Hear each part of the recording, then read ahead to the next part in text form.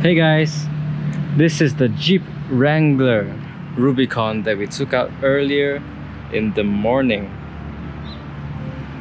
Today we'll be walking around it just to see a little bit about why this is such a special car. Now this is imported from the UK. It's a UK spec Jeep Rubicon, and here you can see the Rubicon branding.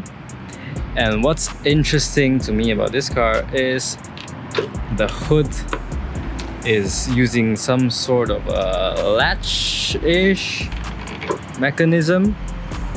So what you do is this, and then you can lift it up from here. Let me just lift the hood up and show. Now this is the hood up of the Jeep. You can see it's a V6 3.6 liter engine, produces 284 horsepower, 324 pound-feet of Newton-meter torque. I'm not very used to this. All right, and then there's another keyhole here, which is used by this key to lock the hood. So you can just lock up the hood and make sure that nobody can open the hood if you don't want them to. So that's something interesting. Back to the exterior, it looks super rugged, just so tough. Wait, let me close the hood before I continue. Now you can see the Wrangler over here just looks absolutely gangster. Alright, it looks like such a gangster car. And I will even go so far as to say that it kinda looks like a mini G-Wagon. Although we know that it's definitely not true, but this is like a discount G-Wagon. Definitely a lot of presence on the road, a lot of rugged, tough vibes that come from this, and very fashionable as well. I can totally see someone driving this on the road in town, not just off-roading but in town, and enjoying having all eyes on him or her in that outfit, right? It's a two-door off-roading kind of car, and it's so rugged. I don't know how else to describe it. Now for the wheels, these are 17-inch wheels for off-roading, so they can't really go any bigger. Wrangler branding on the car. And what's interesting about this door hinge over here is that this is the same tough design from the Mercedes G-Class. That's why I say there are some similarities with the G-Class. Right? You see the door handle is activated with a little button, and you have manual lock as well. And this is the back space compartment for the car. Now, from behind it still looks square, it still looks blocky and tough. And these are just very... I like it. I never thought I would like this car, but I do. And you see the Jeep spare tire from back there, and this is from the other side. It looks so rugged, so fun. It is actually a very fun car to drive. While we were on the road, we kept saying that this is surprisingly good. Surprisingly good. A neat feature of this car as well is, okay, this is the petrol cap, right? The petrol cap, no matter what you do to it, you can't open. I'm trying my best to push it in, pull it out, turn it left, turn it anti-clockwise, turn it clockwise, and it just won't budge. There's nothing here I can do. But that's because it's only activated by this key. Now, if I put this key in, I have to turn it clockwise and then turn the fuel cap anti-clockwise. See? I think that's how it works. Yeah, there you go. Give it a little tug and there it opens up. So close it back by, yeah, you hear that click, then you turn your key the opposite direction, which is anti-clockwise, take it out, and then this is locked. This is so interesting. And this car obviously is built for off-roading, so the speed is not really its priority, right? Going fast, tight handling, it's not really its priority. But it is quite fun to drive. This is fully able to drop the top. It is fully able to drop the top. This all can go. The lighter plastic parts, this can go. This can go as well. Everything from the front side passenger roof, so in between the B pillar and the C pillar, that can go. So in the end, it just looks like something out of a Rambo movie. You take it and you put it in the city and you drive it around. It's such a baller car. Super fucking baller car. I never thought I would like something like this. I thought this would be for, I don't know, man, fucking cavemen who wanna drive shirtless with their muscles bulging out everywhere. But actually it is quite nice. It is quite enjoyable lifestyle. It's not too out there. It doesn't scream, right? Because to me, my definition of like luxury or attention doesn't really need to scream expensive, and this isn't expensive. This is more or less in the ballpark of 285,000 Malaysian ringgit. Yeah, 285,000 Malaysian ringgit. And this is the only unit in Malaysia as well, the two-door version, right? The only unregistered two-door version. Let me bring you inside, and then we can have an interior look around. See, the door handle opens like this. You push the button, and there you go. The Jeep interior. American car. American Jeep. American brand. A bit high to get in, but let me find the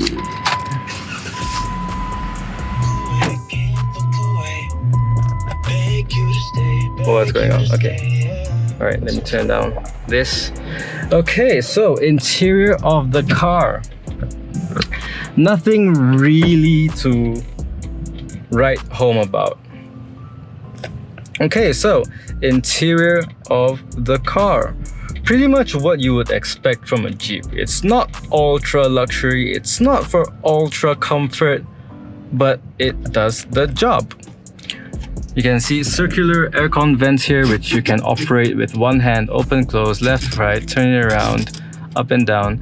That's something I like, right? I'm a fan of consumer-centric design, and I can operate this with two fingers and just twist it around as much as I like. If I don't want anything to come out, I can just close it like that, and it's not like it goes 360. So that's pretty good. That's pretty handy. I like it.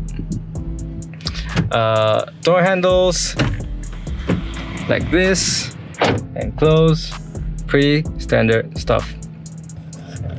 Now onto the steering wheel. It is a multi-function steering wheel. Now this morning I wanted to try the pedal shifters. I wanted to put it into as exciting of a drive as I can. So naturally, I tried to use the pedal shifters. But little did I know that it is not pedal shifters behind, but it is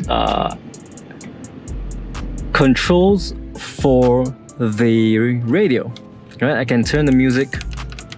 I can change the music, change the FM here, and then there is another one over here, if I can reach, that I think controls the volume. See, there you go. So this side controls volume, and then this side controls the station. Something pretty interesting. And would I say I like this feature? I prefer pedal shifters, but for this kind of car, probably not. Alright, this is pretty neat. I am quite neutral about this. I prefer pedal shifters here, but if it's there, it's alright. It's alright.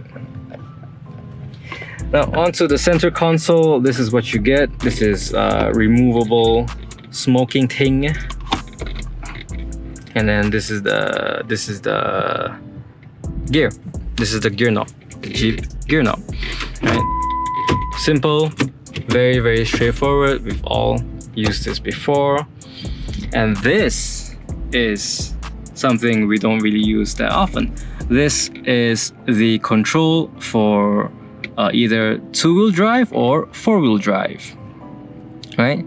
2H means two-wheel drive and 4H means four-wheel drive. You gotta crank it a little bit and put it into different modes. So that's in four-wheel drive mode, but I wouldn't really recommend it. So let's put it back. Okay. Center console for infotainment system, pretty straightforward, nothing to write home about. But this is interesting. You have a little handrail here for all the people who might be scared of off-road driving. This is useful for the fearful. Something interesting about this car as well, it has a ton of fucking locks. This is a lock as well. So what is the purpose of this, and when you would actually use this is, for example, if you wanted the top down, right? It's not an easily removable top. You have knobs over here and here that you need to remove, and this is a knob to remove as well. This is a knob to remove as well. So it is a manual convertible. It is totally manual. So you need to take this off, unscrew a few things, and then take the whole top off. That's how it works. So when the top is off, and for example, if you're just dining at a restaurant or you don't have much to do, you're just having a little pit stop, some coffee, you don't really want to go through the process of taking this back out, putting it back on, screwing it back in just for 15 minutes, right? So this is what it's for. This lock is tied to your key, so you can just lock this with all your belongings inside, and that will be safe, even though your car is basically exposed. Now, back seats. Oh shit. I accidentally pressed the honk. Alright, so back seats. Nothing to write home about, to be honest. Fabric seats, nothing too crazy. And the back here can be removed as well. The light plastic thingies can all be removed. Right? Normally, because you don't remove it and keep it in the car, it takes up a ton of space. So people take it out before they go out, leave it at home, and yeah, go for a drive. Interesting. And then another little feature that you see is these Velcro plus zip wrap thingies. This is actually the anti-roll bar. So you are surrounded by anti-roll bar here and here, here as well, down to the other side, here and here and here. When you are driving topless with this car, please remove this. It makes you look like so much more of a gangster. Remove this, look like a boss, while driving this two-door Jeep Wrangler with the top down, with your favorite outfit, and just enjoy. This is really something that I never expected I would like, but I actually do. And for a price of a sedan, like a Mercedes, like a Beamer,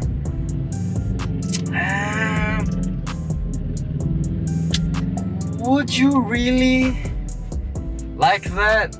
You would like it for sure for the brand, right?